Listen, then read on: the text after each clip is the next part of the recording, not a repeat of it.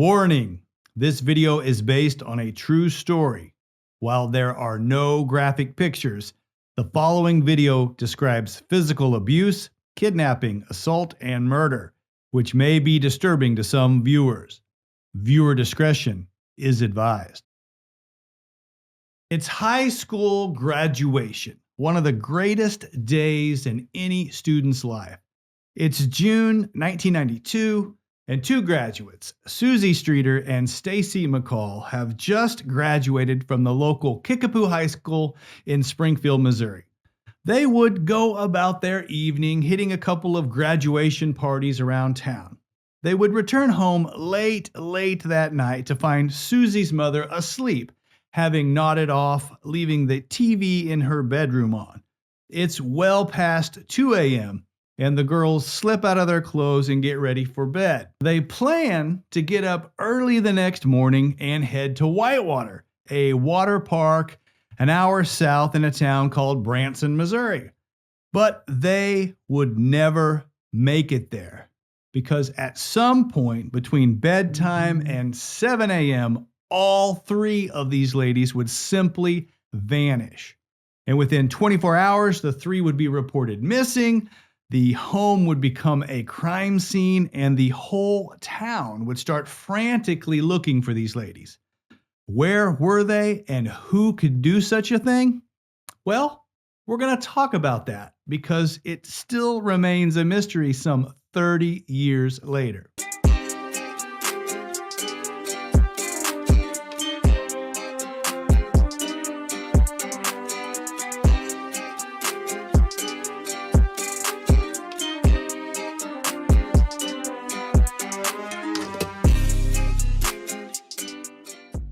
I'm Joshua Roberts, attorney at law, and you are watching Lawyer Up.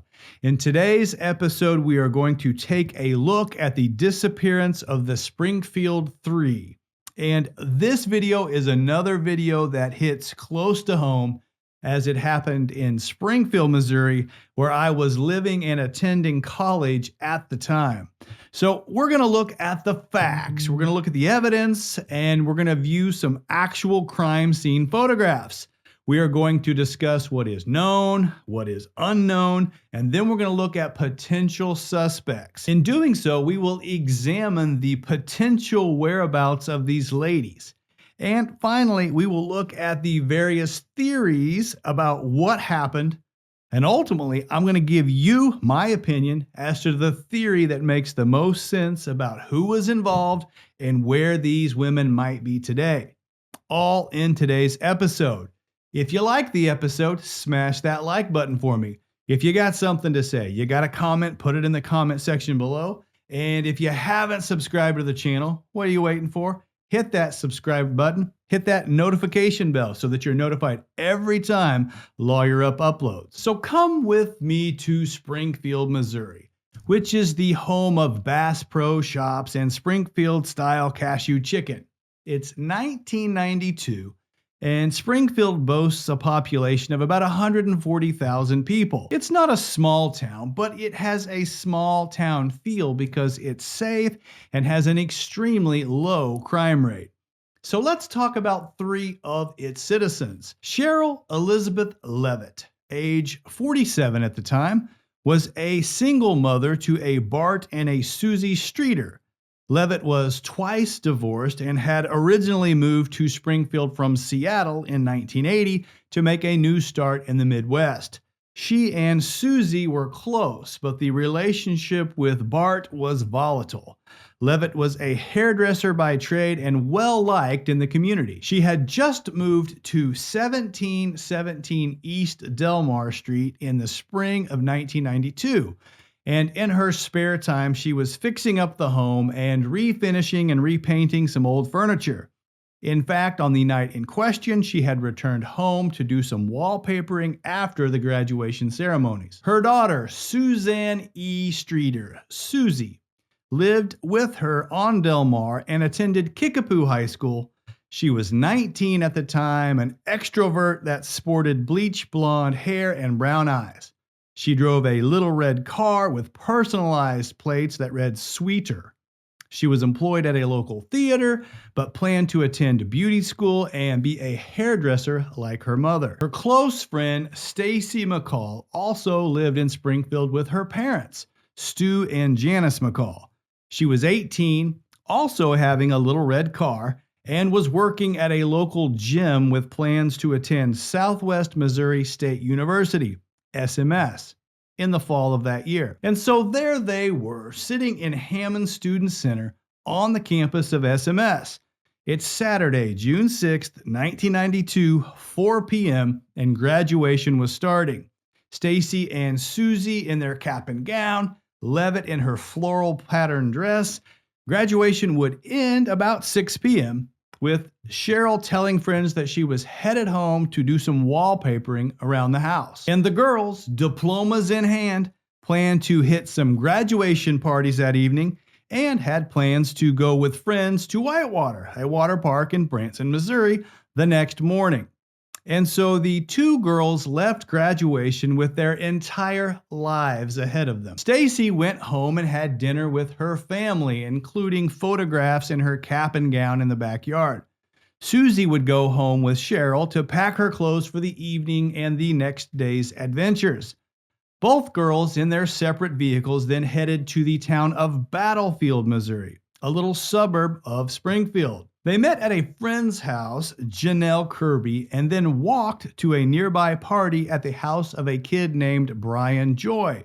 Brian's parents were out of town that weekend, so it was the perfect place to celebrate and have a graduation party. Meanwhile, it's 9:30 p.m. Cheryl Levitt talks with a friend on the telephone. Levitt tells the friend that she's been stripping a chair and hanging wallpaper border in her new home on 1717 East Del Mar. Now note, some reports have this call happening a little later in the evening, closer to 11 p.m. Back to the girls. They would stay at Brian's party until about 10:30 p.m. when Stacy would call her mom and say that they were going to stay the night at Janelle's in Battlefield, and that she would catch up with her mom in the morning. From there, Stacy and Susie leave Battlefield and head to the 1500 block of East Hanover Street in Springfield to attend a graduation party with friends that they had from Kickapoo. They would leave their friend Janelle in Battlefield at Brian Joy's party. Now, once in Springfield, they would then celebrate into the night until about 1:30 a.m. when police would descend upon the party and break it up. So, Susie and Stacy would head back to Battlefield. But by the time they got there, the town was quiet. They go to Janelle's house only to find it full of party revelers who had crashed there after the party. So, they tried Brian Joy's house. But it was after 2 a.m. when they knocked on his door, and it woke him up.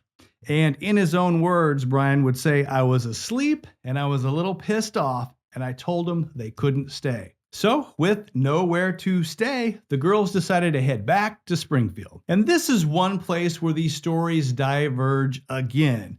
In reports, police state that they believe the girls arrived back at the Del Mar address around 2:30 a.m.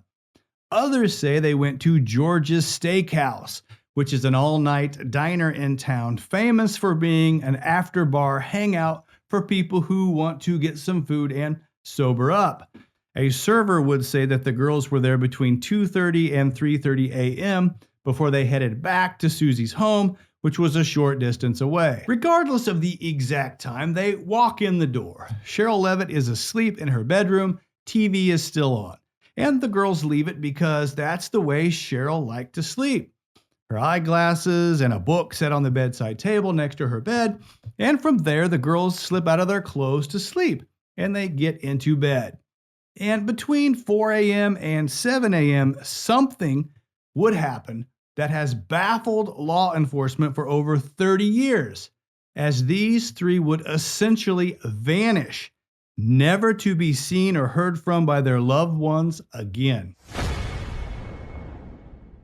So our first shout out today is our presenting sponsor, Skillshare, the online learning community with instructional videos from industry leaders on just about any topic you can imagine. These are how-to videos focused on completing a specific project rather than just general information. It's practical learning on topics of your choice at your pace. Skillshare. Check out the link in the description below. So come 7:30 a.m. the next morning, Janelle calls the Del Mar residence to see if the girls are ready to head to Whitewater. She gets no answer. So, knowing it was a late night, she and her boyfriend decide to just drive over and wake them up. When they arrive, it's about 8 a.m., and they see all the girls' cars parked in the circle drive in front of the home. So they walk up to the front door and knock. No response. Looking down, they notice glass on the porch that had come from the porch light cover that had somehow fallen off and broken. Peering inside, they can see the lights are on and assume the girls have simply overslept. A quick turn of the doorknob reveals that the front door is unlocked, and so they go inside. They call out, but hear nothing in response. Most of the lights are on, and they can hear Levitt's TV in her bedroom. As they look around, they see Cheryl's bed is messed and unmade, and they see Susie's bed where the blanket was pulled back, but otherwise looked undisturbed. And Stacy's clothes lay on the floor by the bed. But no girls. And then they noticed the oddest thing in the house. All three ladies' purses were piled together in a heap. And so the possibility that the ladies maybe had gone to breakfast flashed in their minds. But it was odd because all three cars were parked outside and all three of their purses were still inside the home. The only life in the residence was the family dog Cinnamon, a Yorkshire Terrier who is acting strangely, whining and jittery and running from room to room. And then the phone rings, loud, piercing the silence. Janelle answers it, assuming it's the girls. Instead, it's a man's voice saying something that is so sexually explicit, it's not fit to print. She slams the phone down. The man calls back, repeats the same pornographic language, and Janelle hangs up again. The whole scene was eerie indeed. And so Janelle and her boyfriend leave the residence not knowing where the girls went. Around 10:30 a.m., Janice McCall, Stacy's mom, having not heard from her daughter, calls Janelle's residence in Battlefield only to learn that the girls had not stayed there. Figuring she had just stayed over at Susie's, Janice then calls the Del Mar address. No answer. But not terribly concerned, Janice McCall would go on an afternoon outing to Springfield Lake. Back in town, word spread of the odd scene, and friends began to converge that afternoon on the house at Del Mar. Over the next several hours, up to 18 people go in and out of the house. Some would pick up or clean, emptying ashtrays, doing dishes, and even sweeping up the broken glass on the front steps. They all thought that they were helping, but in actuality, they were disturbing the crime scene by moving potential evidence and littering the property with fingerprints. And it wasn't until Janice McCall got back home from the lake outing that she learned that Stacy's car was still in the circle drive on Del Mar and that no one had heard or seen from the girls or Cheryl Levitt. As afternoon faded into evening, Janice McCall began to sense that something was wrong. So Janice heads over to the Levitt residence herself. She knocks on the door. No answer. She steps inside and finds what others had. The beds are messed, a stack of purses nearby. So she checks Stacy's purse. Her keys, her ID, her wallet, and money, all still in there. Her makeup still in there. And her migraine medication, which she would never go anywhere without, was still in her purse. Walking back to the living room, she sees a little light blinking on the answering machine, and she hits the playback button. It's another sexually explicit message, this time on the machine. In a fit of disgust, Janice hits the delete button, never dreaming that could be a key piece of evidence. Concerned, Janice picks up the phone and calls the police. It's 9 p.m. She reports what she has observed, but given the fact that there was really no sign of a struggle and everything appeared to be in place, the police are reluctant to do anything immediately. However, tension and anxiety would continue to build throughout the night, and by 2:50 a.m. on June 8th, a missing person report, number 920169, is filed. This would be the first of what would become thousands of reports prepared about these 3 missing women. Law enforcement then stretches the crime tape around the home and starts to examine it as a crime scene. The first thing that law enforcement sees is 3 cars in the driveway, 3 sets of keys in the house, 3 purses in a cluster on the steps to Susie's bedroom, all in stark contrast to what they did not see, and that was 3 women. Then they examined the contents of all the purses, the wallet, the money, IDs, all in there, and nothing apparently missing. They also found Cheryl and Susie's cigarettes, as well as Stacy's headache medication and all of her makeup in her purse. All of these are items that these ladies would have taken with them had they left voluntarily. Interestingly, they would also learn that Susie's car was not parked where she usually left it, which caused law enforcement to speculate that possibly another vehicle was already in her spot when they had arrived home that evening. And they also noted that the blinds were out of place, suggesting that someone maybe was peering out the window. Although with all the visitors to the house, they couldn't determine precisely when that occurred. And so the thoughts of law enforcement went to a home invasion, maybe a burglary. But there were no signs of forced entry, no signs of a theft, no signs of a struggle, except for maybe the broken light cover on the porch light. Nothing was ransacked or stolen. There was no money missing, and Levitt even had a $900 deposit on hand that she was planning to take to the bank. Stymied by the crime itself, law enforcement soon began questioning neighbors and asking the public for any information it had on the missing women. In response, several witnesses would report a late 60s Dodge van in and around the Levitt home on the day of the disappearance. And although the color would vary and was disputed, one tipster specifically reported spotting a green van a few blocks away between 6:30 a.m. and 7 a.m.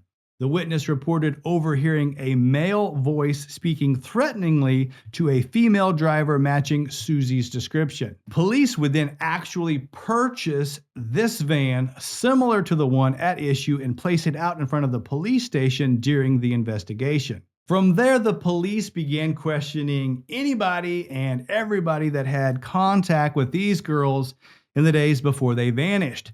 And it was a massive list of students, faculty, staff, neighbors, and partygoers. They had literally been seen by over 1,000 people in the 24 hours preceding their disappearance. But other than placing the girls at various locations throughout the evening, they received little information to go on as to a motive or potential suspects. From there, law enforcement relied on their training and criminal statistics. Those statistics tell us that 90% of all homicides are committed by men. That's a fact that was recently confirmed by the United Nations Office on Drugs and Crime, which did a global study on homicides in 2020. Now, 80% of the victims of homicide are also male, but in the 20% of cases where women are murdered, they found that 58% of the time are killed by their past or present intimate partner, a family member, or a friend. What that means is that about 2 out of every 3 times that a woman is murdered, it's one of the men in their lives. So, law enforcement turned its attention to these fellas. The initial persons of interest would include Cheryl Levitt's 2 ex-husbands and her estranged son. So, Brent Streeter, her first ex-husband, who was the father of Susie and Bart, was questioned. But they had divorced in the 70s, and it seemed too big a stretch that he would do something like this so many years later, and to his own daughter nonetheless. so he was discounted early on. Dawn Levitt, her second ex-husband, and with whom she did have a nasty split, divorcing in 1989, was also questioned. However, he had a solid alibi and was also quickly marked off the list. Bart Streeter, Cheryl's son and Susie's brother. Now, he was estranged from the girls and not on speaking terms, and he pointedly was not invited to Susie's graduation. And being family, he was also someone who might have been able to enter the home without suspicion or force. He also had a prior brush with the law. However, in the end, he had a solid alibi and passed a polygraph test to boot. Now, neither Susie nor Stacy were married, being in high school, and neither had a boyfriend at the time of graduation.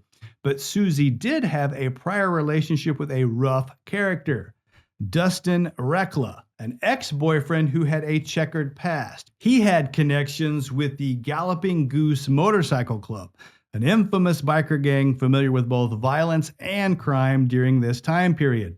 He was also a known drug user and had recently been arrested for grave robbing, which I didn't even know was a thing anymore.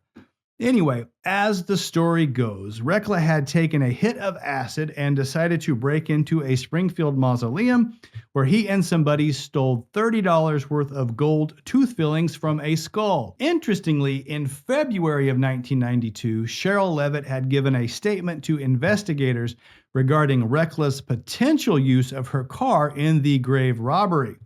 Some had argued that Cheryl's willingness to cooperate with the authorities might have sparked a retaliation by the men. However, in reality, what happened was that the three men involved would each snitch on each other, and in doing so would actually confirm that Cheryl's car was not used in the robbery. In the end, all three got probation for vandalism and nobody went to prison, so it's hardly a result worthy of kidnapping and murder. And to further the point, Rekla would take and pass a lie detector test wherein he denied any involvement in the disappearances. But the journey down the Susie boyfriend rabbit hole was not in vain, because a theory emerged that maybe someone associated with the motorcycle gang had noticed Susie while she was running with Dustin's crowd, and it led to something a little more sinister. So it was at this point that the focus of the investigation shifted away from family members and intimate partners to the big three, as I will call them. Three hardened criminals in the area known for having a penchant for assaulting young women. Let's start with Steve Garrison. An acquaintance of Rekla and a member of the motorcycle gang, Garrison would be arrested for the violent assault of a female student in 1993 and be sentenced to 40 years in prison. In conjunction with working out a plea deal in that case, he offered up information about the missing Springfield women. Garrison would say that he overheard someone at a party confessing to the murder, and then he offered details that were both accurate and not within the realm of public knowledge. In fact, his statements led police to two locations where he said they would find the bodies and the green van. So on August 28th of 1993, police searched the locations in Webster County, the county just to the east of where the girls were kidnapped. One of the locations was a hog farm, and without providing so much detail that this video gets demonetized, if you've watched any of my drug cartel videos, you know that pigs are known to eat people and their bones. So it's a good location to dispose of evidence. And one of the locations searched had been owned by a fella later convicted of murder. So these leads were promising. Anyway, investigators combed the sites and reportedly did not find the women. However, exactly what the police did find is unknown because it's protected to this day by a gag order. That being said, the rumor has it that cadaver dogs were brought in and identified two suspicious areas. Authorities then began to dig with heavy equipment, and after a few minutes, they would unearth human remains. And there was some immediate optimism that this might be the missing women. Unfortunately, upon examination by experts, it was determined that the human remains were too old to possibly be the missing women's. Again, that is just a rumor. Exactly what the police found is unknown and protected by the gag order. Up next is Gerald Carnahan, another acquaintance of Rekla and Garrison through the motorcycle club. Now, Gerald Carnahan was a businessman who worked for his father's aluminum foundry in Nixa, Missouri, another suburb of Springfield. Carnahan first came to widespread local attention in 1985 when a young woman from Nixa named Jackie Johns was beaten to death, assaulted, and dumped into Springfield Lake, where her naked body was discovered 4 days later. Carnahan was named as a suspect and accused of lying to the grand jury about his prior relationship with the young lady, as well as his whereabouts that evening. Police had also named Carnahan as a suspect in another homicide, the 1987 death of Debbie Sue Lewis. Her case was eerily similar to that of Jackie Johns. Both women had vanished from their cars on U.S. Highway 160. Both had their purse and keys left in the vehicle, and the driver's door left ajar. Lewis's remains were discovered months later in extreme southwestern Missouri. Then, in the spring of 1993, less than a year after the three women in this video vanished from the house on Del Mar, Carnahan was arrested for trying to kidnap a young woman from a sidewalk near Ingram Mill Road in Springfield. He would actually be convicted of that crime and serve 2 years in prison. So because of his history, Springfield detectives investigated Carnahan. Now, witnesses would say he was in the area at the time, but Carnahan would state that he was working at his father's plant in Shanghai, China, when the girls went missing and denied any involvement in the crime. But, of course, Carnahan had denied any involvement in regard to Jackie Johns as well, and while it would take over 20 years for that cold case to be solved, Carnahan would ultimately be convicted for the Johns killing and be sentenced to 2 life sentences after DNA evidence linked him to the crime. And we have an entire video dedicated to the Jackie Johns case on this channel if you are interested. Next up in the big three was Robert Craig Cox. Originally from Springfield, Missouri, he would join the Army and become a Ranger, so he was well trained in the use of firearms and weapons and hand-to-hand combat. In 1978, Roberts Craig Cox would find himself in Orlando, Florida, and be accused of following a young lady, a 19-year-old Sharon Zellers, who was headed home after her shift at Disney World. Sharon would never make it to her house that evening. Her car was found 4 days later in an orange grove, with her body being discovered stuffed into a manhole at a sewage pumping station about 340 feet away from the Days Inn Hotel where Cox was staying. Cox would be questioned regarding the incident after he returned to his hotel covered in what he said was his own blood. His hotel room would be scoured, but he was not arrested, and the case went cold for almost a decade. From there, Cox found himself in California, where he would stalk and kidnap a woman, Kathleen Boyce, at knife point in August of 1985. She would be able to fight him off, but suffered serious injuries to her hands and arms from the knife wounds. And in December of that same year, he would kidnap Gidget Wickham at gunpoint from an airport parking lot. He instructed her to drive into the mountains while he buried a gun into her side. She too would miraculously escape when they made a stop. So Cox would ultimately be convicted and receive a 9-year sentence in California for kidnapping these 2 young women.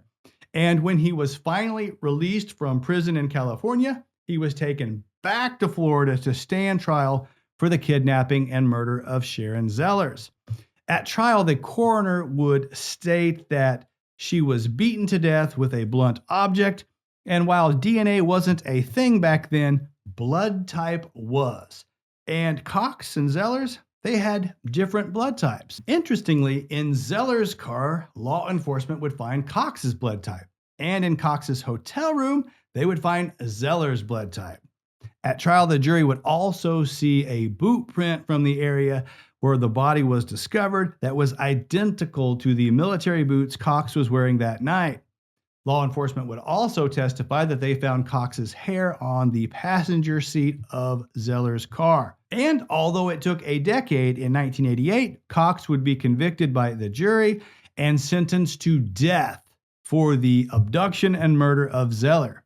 However, in 1990, in an absolutely shocking decision, the Florida Supreme Court would overturn the conviction, and Cox would be released from death row.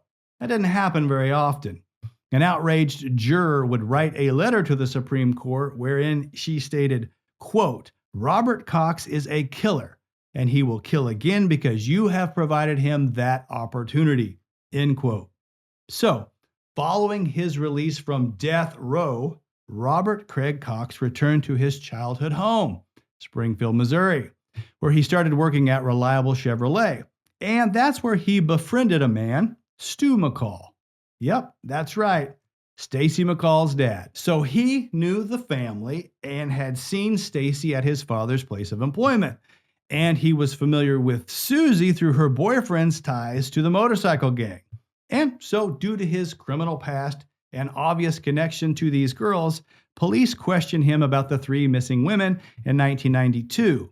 He would deny any involvement, but given the information the police had, he was definitely a primary suspect. And so Cox got out of Dodge. He left town and headed south. But his lawlessness would follow him, and in 1995, Cox would be arrested for holding a gun to the head of a child he had taken hostage during a robbery in Texas. He would be convicted of that offense and sentenced to life in prison, where he remains today. And from prison, he would toy with the police for years, saying that he knew the girls were dead and he knew where they were buried. However, he would never reveal any particulars or the location. When he was asked directly by the Springfield News Leader, a newspaper in Springfield, Missouri, in March of 1996, if he abducted the women, Cox said, quote, "That's a frivolous question. Obviously, I'm going to say no," end quote. And from there, without any physical evidence to tie any of these 3 men to the crime, the case went cold. So the second shout out is to video sponsor Liquid IV, the electrolyte drink mix that delivers hydration to your cells faster than just drinking water alone.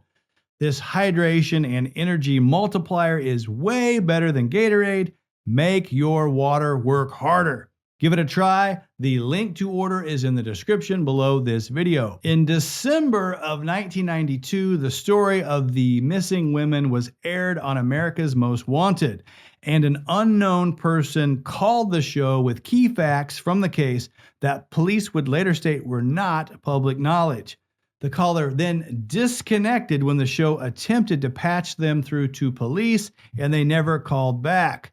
But police must have believed they had important information because they took the time to trace the phone call, which led them to a store in Louisiana, but they were never able to specifically identify the caller. So then an FBI profiler was called in to examine the evidence. The profiler would also not rule out that it could have been a random act of violence, stating that the attacker could have spotted Susie and Stacy driving around in their red cars, Susie leading the way with her personalized license plate sweeter, and then just followed them to the house on Del Mar. But that got police re-examining accounts that there was a transient man spotted in the area by several people in the days preceding the disappearance.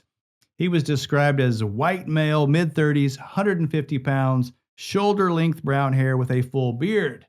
But the stranger danger theory ultimately didn't seem to fit the facts, namely because of the lack of any signs of a struggle, nothing was stolen, and 3 women were kidnapped. It just seemed like too tall a task for a homeless guy to acquire a van and then nab 3 grown women with no signs of a struggle. So police were basically at a dead end again on potential suspects without a body to glean evidence from, which begged the question, where were these women? And rumors have swirled about that topic for at least 30 years as to where these women could be. The kidnapped for sex trafficking and transported out of the country theory has gained popularity in recent history as more light has been shed on that practice. But investigators found no evidence of any tie to any sex trafficking ring by any party that was investigated. What they did have was a couple of suspects who like to kidnap, abuse, murder, and then attempt to hide the bodies of their victims. So that is the most logical and prevalent theory. And if these ladies were hidden, they can be found, in theory. So, what are those theories? Well, the most popular location theory is the Cox parking garage, that the ladies were buried under the parking garage at Cox South Hospital, a hospital in southern Springfield, Missouri. And if you are a local, you have most definitely heard this theory. First and foremost, that theory is believed by no one in law enforcement that has investigated this case. Second, this theory was started by a psychic who claimed that she could communicate with Susie's dog. Yeah, Cinnamon. So there's that.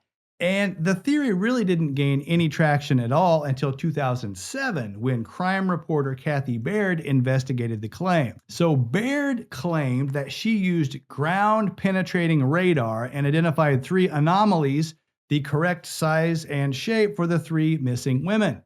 The validity of these claims was then scrutinized by experts who said, you may have found 3 lumps under there, but there are all kinds of things down there. Large boulders, trees, tree stumps, and other debris that could all resemble the size and shape of a human body. And beyond that, the biggest problem with that claim is that these girls were abducted in June of 1992. Excavation and construction on the parking garage didn't even begin until September of 1993, 15 months later. So the likelihood that their abductors waited 15 months to bring the women's remains to the excavation site prior to the concrete being poured seems unlikely. Reporter Kathy Baird would also claim to know who was involved in the abduction, but refused to disclose the information due to threats on her life. Ultimately, both she and the psychic got painted into a corner with questions they couldn't answer, so they clammed up, refusing to talk further about the case, and basically faded into the abyss. But the parking garage story lives on in the minds of many a local in Southwest Missouri. And for what it's worth, police did investigate this theory. And as spokesperson Lisa Cox diplomatically stated, quote, law enforcement could not substantiate these claims, end quote. Others think that they were buried in the Mark Twain National Forest. And while it has been searched, it consists of over 3 million acres. It makes up over 10% of all forested land in Missouri. So it's not really feasible to search the entire forest. Could they be in there? Sure. I mean, there are endless theories out there as to where they could be. But the one theory that makes the most sense to me, if I had to go with one theory and one theory only as to what happened to these girls, this is what it would be. And no, this is my opinion only. I have absolutely no facts to support this theory, so take it with a grain of salt. But when I look at this case, there is plenty of precedence that Robert Cox likes to kidnap and or murder young women. He served prison time for kidnapping 2 women in California, and he was convicted, albeit overturned, for killing a young woman in Florida. It's also apparent that his method of operation involves having his victims drive while he holds them at gunpoint or knife point. Remember the hair that was found in the Florida woman's passenger seat? And we know he forced the woman in California to drive into the mountains at gunpoint. In the Springfield case, recall that witnesses said they saw someone who looked like Stacy driving the green van, and they also heard a threatening voice. That is Cox's MO. He was also in Springfield at the time, and he knew Stacy McCall and her family. So he fits the mold perfectly. Coincidentally, the McCall family openly states that they firmly believe that Cox is the man that kidnapped and murdered these 3 women. Now, law enforcement has not publicly made that claim, but remember, Cox has toyed with them and the media for years about this case. And so if Cox is the probable abductor, according to this theory, what happened to the bodies? Well, I think that's where he had some help. Remember his acquaintance, Gerald Carnahan? So What was the mistake that both Cox and Carnahan had made with their prior kidnappings? Well, law enforcement discovered the bodies. For Cox, it was Zeller's in the manhole in Florida. For Carnahan, it was Jackie John's in Lake Springfield. So they needed to develop a plan to permanently dispose of the evidence of their crimes. And sometimes the answer is right under the tip of your nose. Remember that Gerald Carnahan worked for his father's company in Nixa. It was and is a foundry that makes aluminum pedestals for boat seats and tables. So it's an aluminum foundry that melts aluminum and pours it into forms. They liquefy metal. The furnaces at that foundry burn at about 2,200 degrees Fahrenheit. That's about 500 degrees hotter than you need to cremate a body. And so whether Carnahan was in Springfield or in Shanghai, he could have provided Cox with access to the foundry.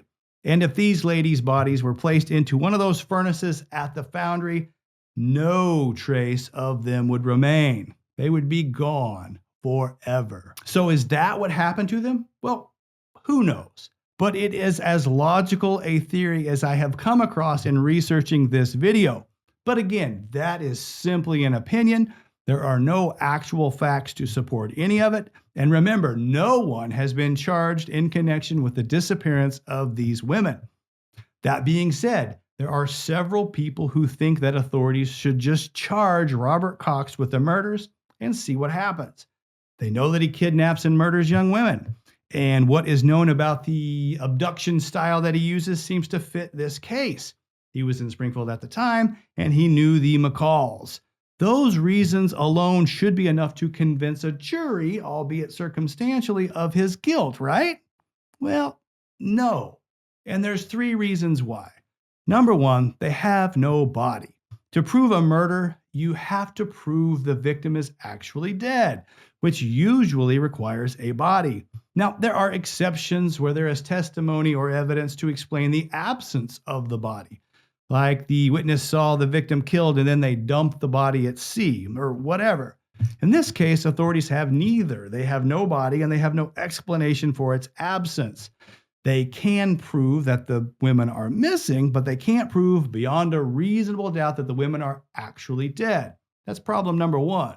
Problem number 2 is that the defendant's prior convictions would never be heard by the jury. And this is a complicated evidentiary rule, but prior convictions are only relevant to impeach a witness's credibility if they testify. If they don't testify, which the defendant has the constitutional right not to do, that evidence is not admissible. That being so, Cox would never testify in a million years. So any jury would never know that Robert Cox had so much as a prior traffic ticket, more or less that he was a kidnapper or suspected murderer. Which leads to reason number 3, double jeopardy.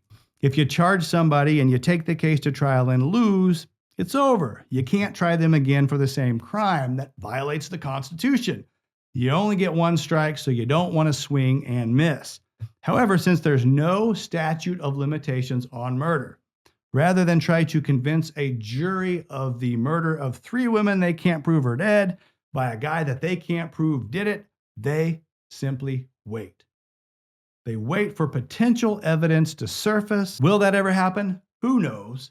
What form will it take? Again, who knows? But at this point, it will probably be a deathbed confession from someone that was involved. So to wrap up this video, police report that since the disappearance, they have received more than 5,200 leads from 21 different states. And despite the thousands of tips that have come in, police have never made an arrest. In 1997, Susie and Cheryl Levitt were legally declared dead. In 2001, the case was reopened, triggering a surge of new searches and tips. And police did locate parts of a green vehicle in Cassville, Missouri in April of 2003, after 2 tipsters reported the women were buried in a van on the property. Ultimately, they did not find any human remains and could not confirm whether the vehicle parts discovered had any connection to the case. In 2008, Janice McCall would state, "There are actually 2 fears, quote, number 1, that we will find Stacy and her remains, and number 2, that we won't find Stacy. and her remains. Of significance is that a granite bench was erected in the Victims Memorial Garden of Phelps Grove Park in Springfield, Missouri, in honor of the missing women and other victims of violent crime. The Springfield Three continue to be considered missing, and the case remains open, albeit a cold case in police records. If you have any information, please call the number on the screen. That's the episode. I hope you enjoyed it. If you did, hit that like button for me.